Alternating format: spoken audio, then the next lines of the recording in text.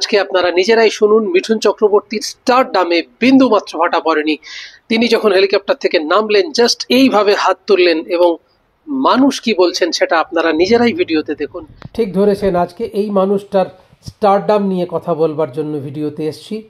আপনারা দেখতে থাকুন, সঙ্গে থাকুন, ভিডিওটাকে পুরোটা দেখুন, এই অনুরোধ রইল। নমস্কার, আমি আপনাদের কথা দিয়েছিলাম মিঠুন চক্রবর্তীর চতুর্থ পর্ব নিয়ে আসবো আপনাদের সামনে, সেই মতো আমি কথা রাখতে চেষ্টা করলাম।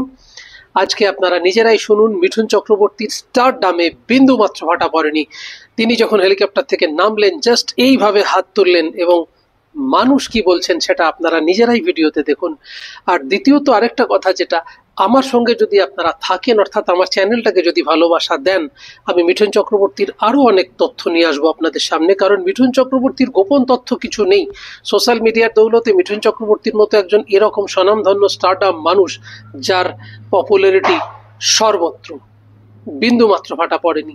সঙ্গে থাকুন, দেখতে থাকুন, চ্যানেল সাবস্ক্রাইব করবেন, এই অনুরোধটুকু রইল। ভালো থাকবেন। দেখুন তো মানুষ কি বলছেন, চিৎকার করে শোনার চেষ্টা করুন। শুনতে পেলেন? চিৎকার করে বলছেন, I love you Mithun da, I love you Mithun da, I love you Mithun da. এমনি এমনি বলছে।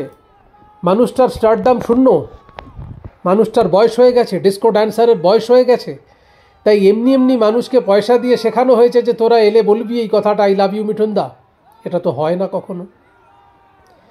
আসলে আজকে এই মানুষটাকে আমি যতটুকু দেখেছি, ইনি একদম মাটির মানুষ, গ্রাসরুট থেকে উঠে আসা মানুষ, তাই তিনি আজও কিন্তু গ্রাসরুটকে ভুলে যাননি। আজকে যে অ্যাওয়ার্ড তিনি পেয়েছেন দাদা সাহেব ফালকে, সেই অ্যাওয়ার্ড কিন্তু তিনি ডিজার্ভ করেন। কারণ একটা সময় স্রোতের বিপরীতে সাঁতার কেটেছিলেন তিনি বলিউডে, সে খবর কি রাখেন? মিঠুন চক্রবর্তীর স্টারডাম, মিঠুন চক্রবর্তীর সিনেমা হিট, মিঠুন চক্রবর্তী অনেক টাকা রোজগার করছেন, মিঠুন চক্রবর্তী ইন্টারভিউ দিচ্ছেন যে আমি এখন অনেক ছবিতে অভিনয় করছি, হেন কোনো অভিনেত্রী নেই যার সঙ্গে আমি অভিনয় করিনি। সেটা তো অনেক পরের কথা স্যার। কলকাতা থেকে মুম্বাইতে পাড়ি দিয়ে যখন গৌরাঙ্গ সবেমাত্র রানা রেজ হলো, তখন তার অনেক স্ট্রাগল ছিল। সেই স্ট্রাগলের কথা আজকে সিকিভাগও আমরা জানি না, সেই স্ট্রাগলের কথা সোশ্যাল মিডিয়ায় সিকিভাগও আসেনি। তাই সেই কঠিন দিনগুলো মিঠুন চক্রবর্তীর বুকের ভেতরেই থাক, সেটাকে হাতড়ে তার মনের কষ্ট আর বাড়াতে চাই না। মিঠুন চক্রবর্তী তো আকাশ থেকে নেমে আসেননি, তিনি কোনো একটি পরিবার থেকেই এসছিলেন। ঘটনাচক্রে সেই পরিবারটির সঙ্গে আমিও জড়িত, তো আমি দেখেছি মানুষটাকে অনেক কাছ থেকে দেখেছি। তিনি যখন স্টার হয়ে উঠেছেন, তখন তার স্ট্রাগলের সময়তে তখন আমার জন্মই হয়নি। তাই মানুষটাকে আমি খুব শ্রদ্ধা করি, মানুষটাকে খুব ভালোবাসি।